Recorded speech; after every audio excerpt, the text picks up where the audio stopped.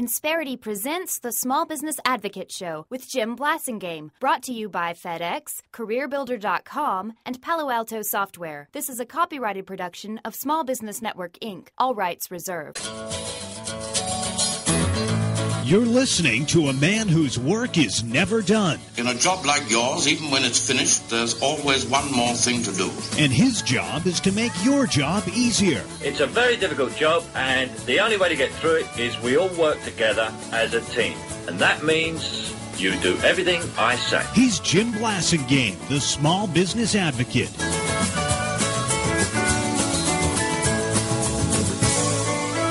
Welcome back. 34 after. Thank you very much for being part of my day. Ken Gronbach is with us, ladies and gentlemen. Kenneth W. Gronbach is here. Ken's an original member of our Brain Trust, a founding member, joined us in 1998. He is our demographer in the Brain Trust. He is one of the world's leading demographers. His new book is called The Age Curve, How to Profit from the Coming Demographic Storm, and he's our good friend, Ken Gronbach. Welcome back. Good to be here. It's always a pleasure to have you back. Hey, Ken, talk to us. Let's spend a little time talking about the kids. Well, who are the kids? We have a unique... The kids are Gen Y, right? Generation Y. Absolutely, yeah. Well, we're the only nation in the only Western culture and the only industrialized nation in the world that has a Gen Y. Is that right? You're serious, aren't you? Yeah, 100%. And the reason I say that is we're the only industrialized nation in the only Western culture that has replacement level fertility. We're right. about 2.2 children per couple, and so there's monstrous, wonderful, big. That's what you mean. That you're not. In other words, you're not saying that other countries don't have 18-year-olds. You're just saying they don't have enough of them. They don't have enough of them to perpetuate their country. Right. Like for instance, Italy has fertility of 1.2.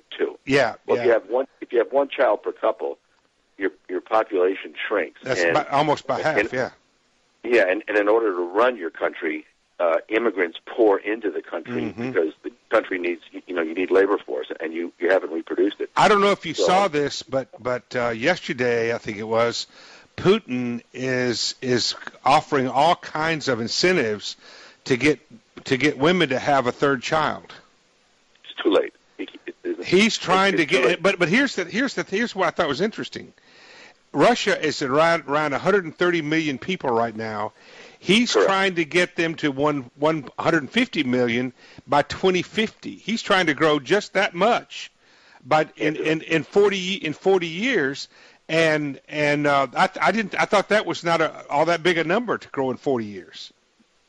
No, the Russia when Russia separated, when the Soviet Union broke down and Russia became just Russia again, they had a population of 150 million.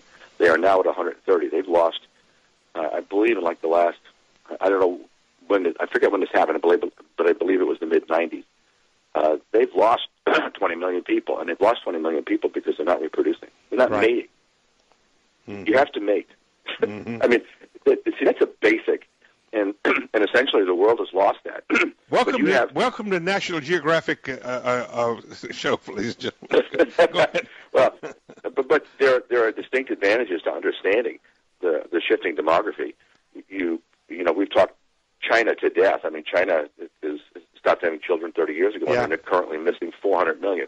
Well, let's talk about the United mostly States. Girls, right? Yeah. Well, they're if you go from 0 to 30 years old right now in China, you have a differential of about 90 million extra men.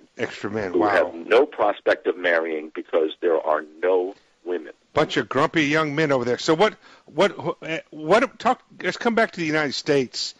The United States, obviously, as you say, we have a Gen Y. We have a Gen Y.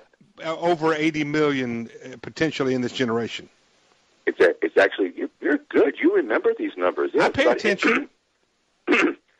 Currently about, we're not exactly sure, but about 82 or 83 million. It's actually 4 or 5 million in this generation more than the baby boomers. Mm-hmm. And we all know how significant a market the baby boomers were or are. A force. So, I don't think, not just a market, but a force on all the levels. Well, they're changing everything. Culturally, the impact on the government, the impact on entitlements, the funding entitlements, let alone depleting entitlements like boomers are now. Well, let me tell you something that brought it home for me. I'm going through a checkout line. Yeah. And I have an old Rolex watch, and I bought it for $500, and I bought it for in 1980. I bought it used, but I like it. It's an old steel one. Right. And I'm going through a checkout line, and a girl looks at my watch. The checkout girl, who's a Gen Y girl, looks at my watch and says, "Wow, you don't see many of those anymore." and I said, "Yeah, it's a stainless steel Rolex, and you have to wind it." And I told her all about it, and she's looking at me like I have two heads, and she said, "I meant watch." As she pulled out her smartphone and checked the time. Quick break, 22. Right back with Jim. Insperity presents the Small Business Advocate Show with Jim Blasingame, brought to you by FedEx, CareerBuilder.com, and Palo Alto Software. This is a copyrighted production of Small Business Network, Inc., intended for the private use of our audience. Except as otherwise provided by copyright law, all other copying, redistribution, or publication without prior written consent is prohibited. All rights reserved.